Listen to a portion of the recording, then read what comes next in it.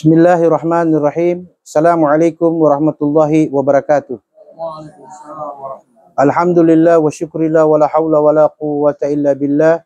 Asyhadu an la ilaha illallah wahda wa asyhadu anna Muhammadan abduhu rasuluhu wa la nabiyya ba'da. Allahumma salli wa sallim ala sayyidina Muhammad ibn Abdillah wa ala alihi wa sahbihi wa mawalah. Allahumma rzuqna fahman nabiyyin wa hifdzal mursalin wa ilhamal malaikatil muqarrabin. Allahumma zidna ilman nafi'an warzuqna fahman wasi'an. Rabbi syrah li sadri wa yassir li amri wahlul 'uqdatam min lisani yafqahu qawli. Rabbi saddid lisani wahdi qalbi bihaqqi sayyidina Muhammadin sallallahu alaihi wasallam. Amma ba'd. Puji syukur kepada Allah Subhanahu wa taala serta salat dan salam kehadiran Nabi yang tercinta Nabi Allah Muhammad sallallahu alaihi wasallam beserta keluarga dan para sahabat-sahabat beliau. Ibu-ibu, bapak-bapak, saudara-saudara, saudari jamaah Majelis Tanwirul Qulub Asbabul Khairat yang saya muliakan rahmati Allah. Pada kesempatan pertemuan kita kali ini, sebelum kita masuk materi utama, saya ingin menyampaikan dua hal dalam bentuk pertanyaan. Yang pertama, pertanyaan pertama adalah, kalau kita masuk ke satu supermarket atau swalayan, biasanya kita dilayani atau kita yang melayani sendiri? Ya, melayani sendiri.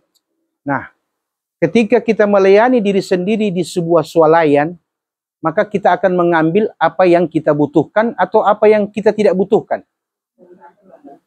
Nah, jadi ketika kita masuk, kita mengambil apa yang kita butuhkan, tanpa harus dilayani oleh pemilik swalayan. Bolehkah kita di situ mengambil apa yang kita mau? Sesuai dengan apa yang tersedia? Boleh. Kenapa boleh? Ya. Kenapa boleh mengambil apa saja yang tersedia di swalayan sesuai dengan apa yang kita butuhkan? Baik. Pertanyaan terakhir adalah, setelah semua apa yang kita ambil, kita kumpulkan, kita letakkan di atas keranjang belanja, kita harus keluar lewat kasir. Kira-kira di hadapan kasir, apa yang akan dibuat oleh kasir terhadap barang-barang yang kita ambil? Akan diperiksa dan dihitung satu demi satu. Sekecil apapun barang itu, selama itu ambilan kita, itu akan diperiksa dan dihitung. Setelah itu apa yang terjadi? Harus dibayar tunai. Entah itu dengan sistem barcode, sistem mobile, ataupun cash, tetap apapun yang kita ambil harus dibayar. Yang kedua, pertanyaan kedua. Kalau kita ke bank, ini ke bank, ada orang yang sudah dikenal kekayaannya, orang kaya. Dia hanya pakai celana pendek, pakai kaos biasa. Tiba di bank, dengan ada orang seperti kita-kita ini, sudah pakai pakaian rapi, sudah necis. Kemudian orang bank mengetahui bahwa yang pakai celana pendek ini orang paling kaya di Bitung, contoh. Sedangkan kita ini orang kebanyakan di Bitung. Kira-kira yang paling cepat dilayani siapa? Kenapa? Padahal kan orang bank tahu bahwa di bank itu harus berpakaian rapi, necis. Orang sudah lengkap dengan buku tabungan, dengan sebagainya. Tetap kita disuruh tunggu. Orang kaya prioritas. Betul tidak? Baik. Dua cerita ini. Yang pertama swalayan. Allah menjadikan bumi ini dengan segala isinya. Silakan Anda ambil dan manfaatkan. Tapi ingat, setiap ambilan dan manfaat akan dihitung oleh Allah. Bagaikan Anda mengambil apa saja, akan berurusan dengan kasir. Bisa dipahami? Jadi kita tidak dilarang mengambil apa saja. Tapi ingat, ada barang terlarang dan ada barang yang dibolehkan. Maka pintar-pintarlah memilih. Karena kalau Anda ambil gula-gula, ada manisnya. Tapi ada yang mirip gula-gula. Namanya apa? Kapur barus. Betul tidak? Silahkan Anda ambil, tapi ingat, setiap ambilan harus dihitung. Itu yang Allah katakan tadi. Lillahi ma fis samawati wa ma fil ardi. Segala apa yang di langit dan yang di bumi, itu adalah milik Allah. Dan bila engkau wa in tubdu ma fi anfusikum, bila engkau tampakkan apa yang ada pada dirimu, dan apa yang kau sembunyikan, autukhfuhu, dan apa yang kau sembunyikan, yuhasibkum bihillah. Allah akan hitung demi satu. Jadi paham ini? Itu analogi pertama. Analogi kedua, orang kaya yang di bank. Kenapa? Di bank, orang yang celana pendek, tapi orang paham dia ini orang paling kaya, paling mudah dapatkan fasilitas, dan paling pertama orang yang diurus. Kenapa? Karena kekayaannya. Kita yang masuk kategori kebanyakan, bukan tidak dilayani, tapi nanti urusan belakang. Itu di dunia. Kalau di akhirat terputar. Yang paling kaya, paling akhir, dan paling lama dihitung, karena banyak yang mau dihitung. Tapi kita yang fakir, paling cepat dihisap. Kenapa? Tidak banyak yang mau dihitung. Betul tidak? Demikianlah analogi kedua. Nah, di tangan saya ini, ada satu kitab yang disusun oleh seorang ulama. Ini diberi judul Safahatum min Sabril Ulama'i. Apa itu artinya? Catatan-catatan tentang sabar menurut ulama. Apa kaitannya sabar ini dengan cerita yang tadi? Baik. Cerita tentang swalayan. Itu ada kaitan dengan sabar. Oke? Cerita tentang orang kaya di bank. Ada kaitannya dengan sabar. Karena sabar yang orang pahami terlalu sempit. Padahal sabar itu luas. Kenapa orang bilang sabar terlalu sempit? Karena nanti dapat musibah, orang sabar, itu sabar. Kalau saatnya mau marah, kau sabar, itu sabar. Itu kan yang orang pahami selama ini. Tapi bagaimana dalam pandangan agama menurut ulama, sabar yang dimaksud itu seperti apa? Nah ini harus tahu. Sehingga orang tahu, oh kalau yang begini juga sabar namanya. Yang begini juga sabar, yang begini juga sabar. Untuk apa mengetahui itu? Agar setiap kesabaran itu ada nilai keikhlasan yang melahirkan pahala yang besar. Bisa dipahami ini? Baik. Yang pertama, dia menjelaskan di sini, al-bahsul awal mafhumus sabr. Artinya, pemahaman tentang sabar. Oke? Apa yang dimaksud dengan sabar itu? As-sabrul lughah al-habsu wal mana'. Artinya, sabar menurut bahasa menahan. Apa yang ditahan? Sesuatu yang boleh orang keluarkan, tapi ditahan. Oke? Jadi, yang dari dalam boleh keluar, tapi ditahan. Beda dengan as-saum. As-saum artinya al-imsak. Menahan apa yang dari luar untuk masuk ke dalam. Itulah perbedaan antara as-sabru dengan as-saum.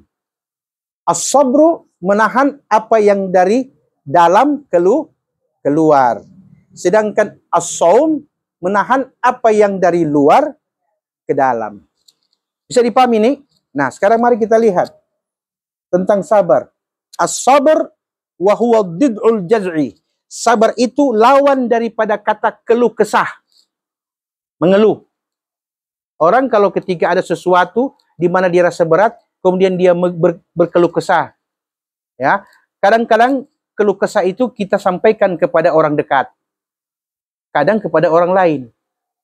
Nah, orang yang mengadu, yang berkeluh kesah, baik kepada orang dekat maupun kepada orang yang jauh, itu bukan sabar namanya. Karena kalau sabar, harus menahan apa yang ada di sini untuk tidak keluar kepada siapapun. Misalnya contoh, anak mengadu kepada orang tua. Orang tua mengadu kepada saudaranya. Itu bukan bagian dari kesabaran. Nanti Ustaz, bagaimana dengan permasalahan? Nah, itu lain lagi pembahasannya. Ini yang dimaksud di sini adalah sesuatu yang sifatnya yang datang secara tiba-tiba. Tanpa kita sangka dan tanpa kita duga, tiba-tiba dia datang. Nah, kita orang harus bedakan mana masalah yang perlu ada kesabaran dan mana ada masalah yang perlu cari solusi. Bisa dipahami ini? Jadi jangan bikin sama ya. Jangan bikin sama. Mari kita lihat kelanjutannya. Contoh yang paling jelas begini. Dalam ayat Quran di akhir surah Al-Baqarah Allah mengatakan walillahi ma fis samawati wa ma fil ardi, dan kepunyaan Allah apa saja yang ada di bumi dan di langit. Apa saja yang ada di langit dan apa saja yang ada di bumi kepunyaan Allah. Pertanyaannya, kalau semua yang di langit milik Allah, yang di bumi milik Allah, yang orang punya mana? Yang orang punya mana? Kalau ayat ini kita baca, ayat ini kita pahami dengan baik dan benar, maka ada satu jawaban. Kita tidak memiliki apa-apa. Semua milik Allah. Kalau orang sadar bahwa semua milik Allah, musibah apapun yang datang akan kita kembalikan kepada Allah karena Dia sang pemilik. Orang ini cuma sebagai apa? Orang ini hanya sebagai hak guna pakai. Jadi paham ini? Orang hanya sebagai hak guna pakai. Allah kasih pinjam. Allah kasih. Suatu saat Allah berkehendak ingin mengambil, jangan berkeluh kesah. Karena itu Allah punya. Yang susah itu ketika kita sudah mulai merasa memiliki. Baru jadi berat. Betul tidak? Kita pe anak, kita pe pai tua, semua kita punya. Seakan-akan Allah itu tidak punya apa-apa. Maka apa kata Allah bilang? Jangankan anakmu, jangankan pasanganmu, sedangkan nyawamu pun aku miliki. Kalau aku mau, setiap saat aku bisa keluarkan. Nggak mau bikin apa. Tapi kalau orang dengan ilmu sabar, dia paham bahwa semua milik Allah, maka dia akan berkata, ya Allah, inna lillahi wa inna ilaihi raji'un. Kami milik Allah dan hanya kepada Engkau ya Allah kembali semuanya. Maka selesailah kesabaran. Tenang hatinya, tentram jiwanya. Karena tidak ada satupun yang dikehendaki Allah yang terjadi di muka bumi ini, kecuali itu atas izin dan kehendak Allah Subhanahu wa Ta'ala. Ini cara memahami sabar. Betul tidak? Kalau Pak itu jarang kasih doi, kalau orang mengeluh, kira-kira itu masuk sabar itu Ustaz. Itu nanti bahas sendiri di rumah.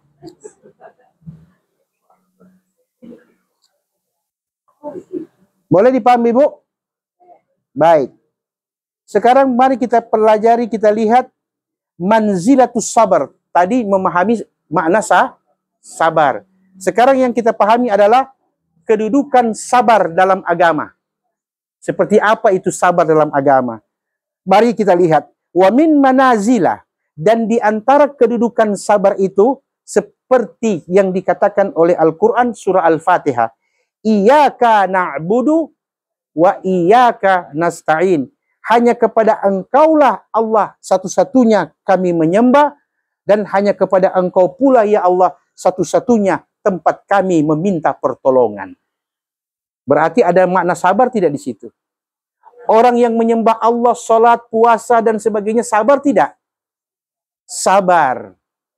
Orang yang tiba-tiba ada sesuatu yang membuat dia sulit, dia mendapatkan halangan, kemudian dia minta kepada Allah pertolongan Allah, orang sabar tidak? Nah, ini yang dimaksud kedudukan sabar yang paling tinggi. Kedudukan sabar yang paling tinggi adalah hanya kepada Allah dia berkhidmat, hanya kepada Allah dia beribadah, dan tidak ada selain Allah yang dia yakini sebagai tempat berakhirnya semua pertolongan. Nah, orang seperti ini mempunyai kedudukan sangat tinggi tingkat kesabarannya. Orang kan belum sampai di situ. Orang belum sampai di tingkat sambayang. Qala Imam Ahmad rahimahullah. Imam Ahmad bin Hanbal, semoga Allah merahmatinya. Dia mengatakan, as-sabru fil Qur'an fi nahwi tis'ina mawdi'an. Makna kedudukan sabar di dalam Al-Quran itu ada 90 makna. Jadi sabar ini ada 90 makna, kata Imam Ahmad. Wa huwa wajibun bi ijma'il ummah. Sabar itu hukumnya wajib bagi setiap orang. Wajib. Sebab kalau kita pahami sabar itu sebagai satu pilihan, maka kita tidak akan pernah jadi orang yang sabar. Tapi kalau kita katakan sabar itu adalah kewajiban, sama dengan orang yang terbiasa sholat 5 waktu, satu waktu merupakan kehilangan. Bisa dipahami nih? Baik. Kemudian dikatakan, wa huwa wajibun bi ijma'il ummah wa huwa nisful iman. Itu merupakan hukum wajib sabar bagi setiap umat, setiap orang, karena dia merupakan separuh daripada iman. Ternyata sabar itu separuh dari iman. Separuh. Ini kata separuh ini besar sekali. Jadi agama kalau dibagi dua, sabar itu separuh iman. Itu iman dibagi dua, sabar itu separuh iman. Sisanya apa itu? Sisanya itu sembahyang, zakat, puasa, haji. Bayangkan begitu banyak perintah Allah, hanya separuh. Sabar menempati kedudukan separuh. Kita salat tidak sabar, hilang makna salat. Kita zakat tidak sabar, hilang hakikat zakat.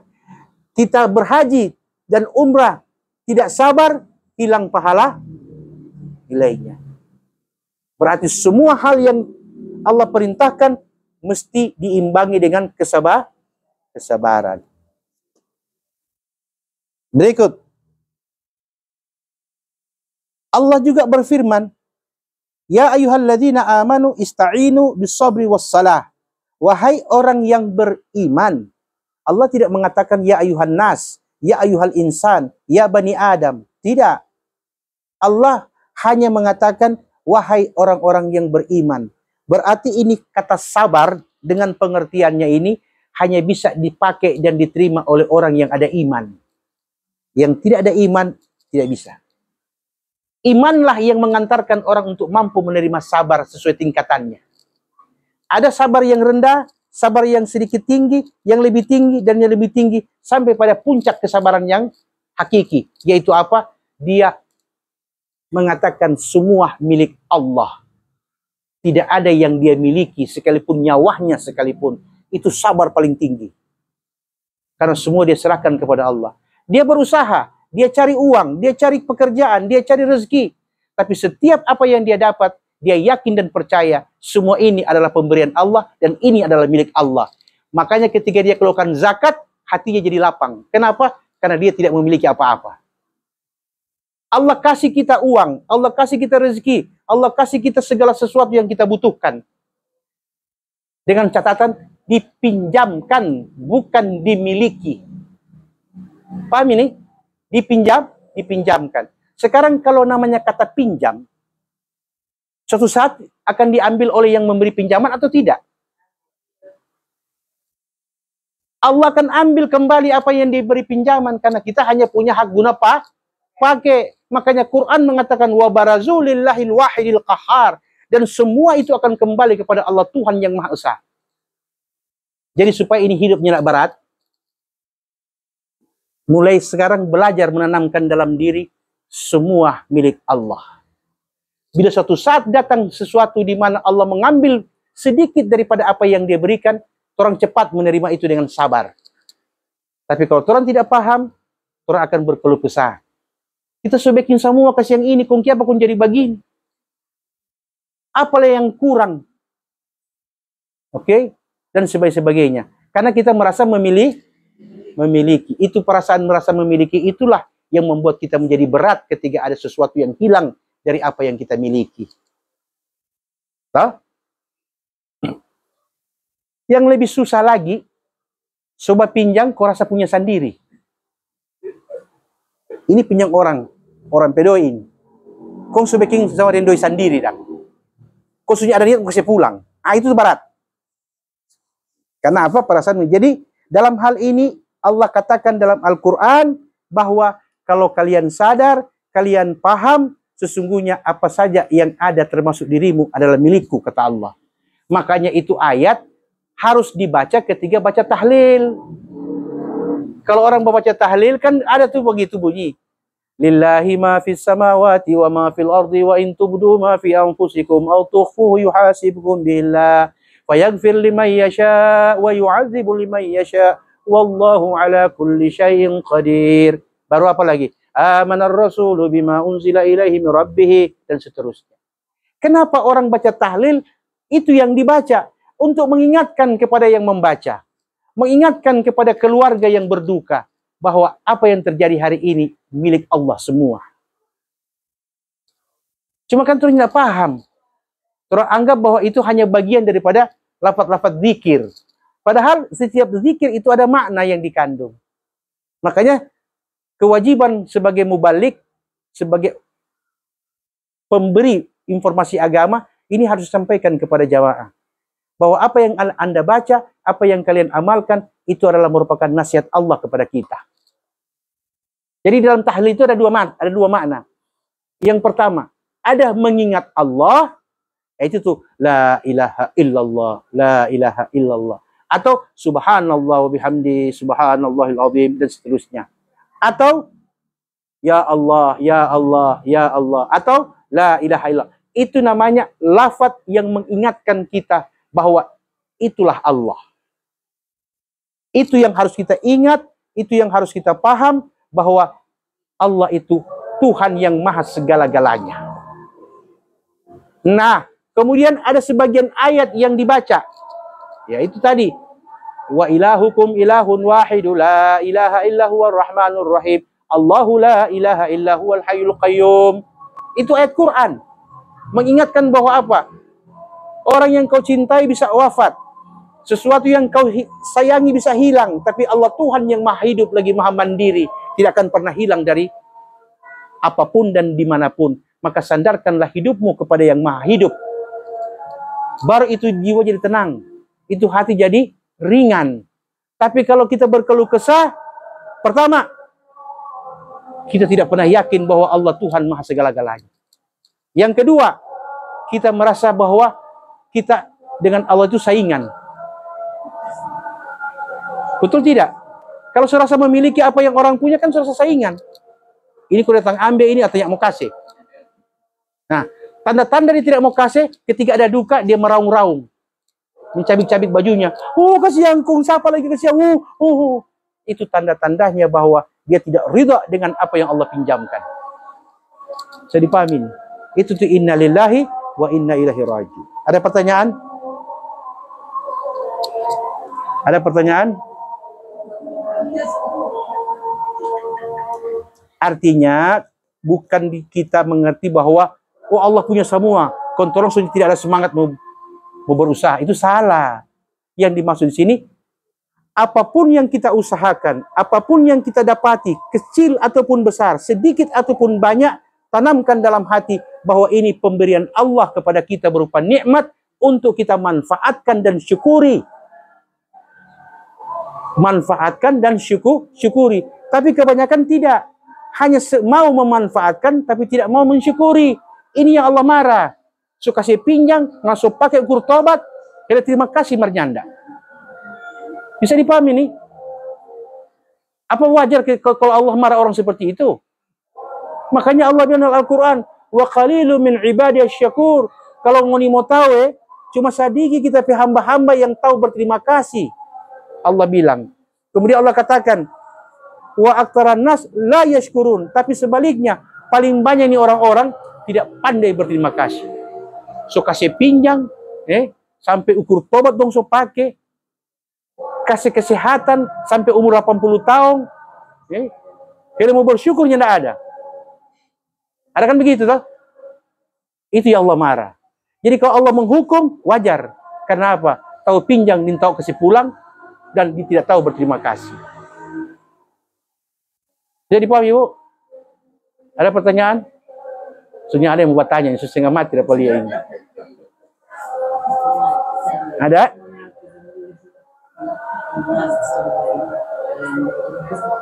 Jadi dengan kita belajar ta'lim ini, kita mulai memahami ternyata agama itu sangat indah. Agama itu indah. Terus kenapa tidak indah orang rasa? Karena orang tidak pernah mulai mencoba. Mencoba untuk belajar, mencoba untuk mempraktekkan. Bukankah sholat 5 waktu itu berat? Ketika kita belum biasa. Tapi kalau sudah biasa, satu waktu hilang, serupa ada yang kurang. Jadi Allah bisa karena biasa. Sabar juga begitu. Kalau selama ini orang tidak terbiasa dengan sabar, mulailah memahami, oh sabar ini katu ada tingkatan. Ini minggu ini kita belajar tentang makna sabar dan kedudukan sabar. Nanti insya Allah ke depan kita akan belajar tentang bagian-bagian bentuk-bentuk sabar. Supaya kita tahu, oh kalau kita bikin begini, ini juga namanya sabar. Harus seperti apa dan bagaimana. Karena ini satu kitab ini, sabar semua dia bahas. Cuma soal sabar. Dia tidak bahas lain, cuma sabar. Kalau kita mau kasih habis nih malangnya pulang tuh orang. Banyak, sabar itu banyak. Ada 90 cabang.